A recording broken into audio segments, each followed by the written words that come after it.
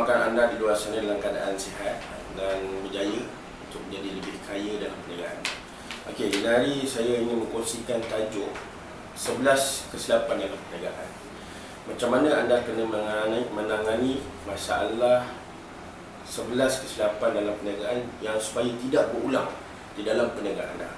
Okey, pertama sekali, kebiasaannya usahawan mempunyai masalah komunikasi, iaitu dia tidak boleh berkomunikasi dengan pelanggan dengan lebih baik, dan kadang-kadang kurang senyuman, lepas tu kurang peramah.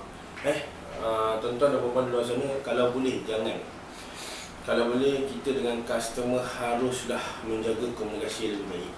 Lepas tu yang kedua, apabila berniaga, kebanyakan usahawan-usahawan di luar sana tidak mempunyai arah tuju yang tidak jelas. Dia tidak tahu, dia tidak tahu kenapa dia nak berniaga, dia tidak tahu kenapa apa maksud tujuan dia nak berniaga, dan dia hanya sekadar melepaskan batuk di tangga. Okey, jadi setiap perniagaan yang dibuat haruslah mempunyai target yang sebenarnya, apa yang hendak dilakukan. Okey, yang ketiga, tidak mencari peluang lah, iaitu dia apabila membuat satu perniagaan, dia tidak cuba meluaskan perniagaan. Dia tak nampak, tuan-tuan, kena harus, ni biasa kesilapan lah. Hanya sekadar, tak apalah, sehari saya 500 cukup lah, sehari pendapatan 1000 cukup, jadi tak boleh. Jadi ini selalunya kesilapan yang dibuat oleh usahawan-usahawan. Jadi kena memaksimumkan peluang yang ada, kena siasat upgrade perniagaan supaya lebih baik. Jadi kesilapan-kesilapan ini kalau boleh kita cuba perbaikilah sebagai seorang usahawan. Lepas tu, kesilapan yang keempat, tidak ada ketua. Maknanya tidak ada mentor yang boleh bagi tunjuk ajar. Kebanyakan usahawan-usahawan sekarang lebih kepada try and error. Dia lebih membandingkan kesilapan itu lebih berharga daripada mengecapi kejayaan. Jadi kat situ sebenarnya sebagai usahawan yang berjaya, kita tidak boleh, tuan-tuan dan puan, jangan menilai kesilapan sebagai satu pengukuran untuk kejayaan, tetapi kenalah menilai langkah-langkah kejayaan orang lain untuk menjadikan inspirasi kepada kita. Itu yang paling penting. Okey. Lepas tu, kesilapan yang kelima ialah tidak memahami pelanggan. Maksudnya kita tidak kenal. Jangan niaga umpama macam shop sendiri. Tuan-tuan dan puan di luar sana, jangan berniaga umpama engkau pelanggan kena ikut cara kita. No. Kita kena menyediakan apa yang pelanggan nak, apa yang customer nak. Kita kena bagi servis yang bagus, kena bagi servis yang orang kata apa, kalau lain contohnya misal kata menjaga kedai runcit, nak cari barang, maknanya semua barang ada. Kebanyakan yang saya buat kajian di luar sana, tuan-tuan dan puan, saya melihat apabila berniaga hanya sekadar lepaskan batuk saja. Jadi perbezaan antara kedai Melayu, kedai Cina dan kedai India, kebanyakan yang saya melihat mereka tidak cuba memenuhi kehendak pelanggan. Ini kesilapan yang amat sangat. Jadi sepatutnya apabila kita berniaga sesuatu, kena sediakan semua. Kena sediakan semua supaya apa? Supaya daripada satu barang akan jadi 10 barang apabila pelanggan nak mencari. Jadi ini yang kebanyakan kesilapan yang dilakukan oleh usahawan-usahawan. Dan dalam masa yang sama, tidak mencari pelanggan yang bermanfaat. Apa itu pelanggan yang bermanfaat ni? Maknanya boleh bagi revenue back kepada kita, maknanya dia boleh tangkap semula. Jadi kalau kita tak membina rangkaian yang okey melalui hubungan komunikasi yang baik, maka pelanggan tak akan datang. Jadi ini kesilapan yang mana kena kita ubah. Okey. Lepas tu yang keenam, tidak kenal ikan paus perniagaan.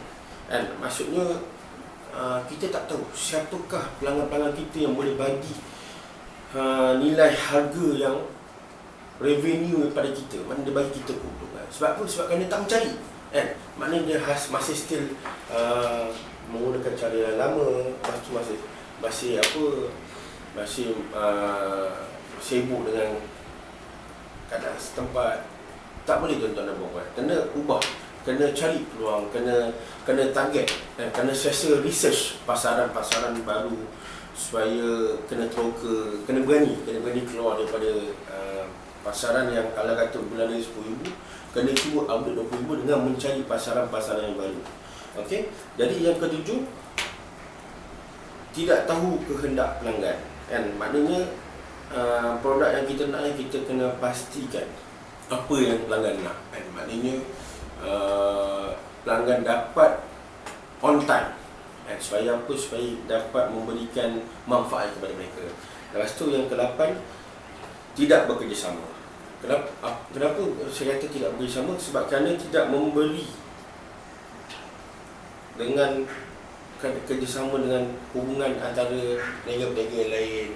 Sebab kita tengok konsep budaya Cina, apabila mereka berniaga, mereka saling bekerjasama. Apabila satu barang tidak ada di kawasan tu, dia akan beritahu kedai yang sebelah. Dia tak malu menjadikan sebagai persaingan yang hebat. Tapi masyarakat Melayu kena, apabila mereka nak berjaya, mereka kena ubah.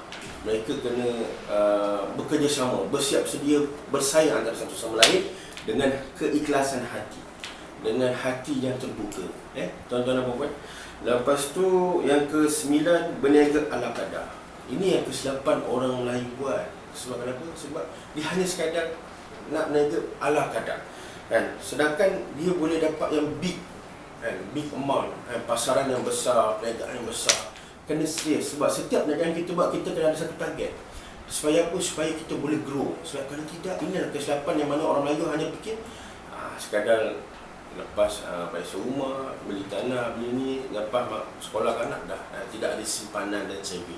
Tak boleh. Bila kamu berniaga, kerana 9/10 dari perniagaan itu pun kata Nabi SAW adalah dengan perniagaan. Jadi perniagaan itu memberikan apa yang kita nak, kan? Supaya apa? Supaya kita buat satu perniagaan itu datang ni dengan income yang revenue balik dekat kita, datang balik semula daripada kita, di mana duit bekerja untuk kita dengan hasil yang kita buat, kan? Jadi yang ke-10, kesilapan pelanggan adalah tak tahu banyak perkara. Maksudnya dia tidak tahu, contohnya tidak jelas dengan tujuan dan matlamat perniagaan, dan dia tidak jelas dengan sasaran pelanggan. Lepas tu yang ke-11, tidak berilmu, tidak tahu bagaimana nak master your business. Okey, tuan-tuan dan puan-puan, kalau tuan-tuan nampak 11 kesilapan yang ada dalam perniagaan ini, bagi saya, datanglah berjumpa dengan saya ke seminar saya, insya-Allah. Dan saya sedia berkongsi dan saya sedia membimbing dan memberi tunjuk ajar kepada anda untuk bersama-sama dengan saya di bawah Golden Timur Academy. Okey, insya-Allah kita akan berjumpa lagi pada episod akan datang. Saya akan memberikan lagi sebanyak tips-tips perniagaan untuk mudahnya berniaga dan untuk anda mencapai pendapatan jualan yang maksimum. Sekian, terima kasih.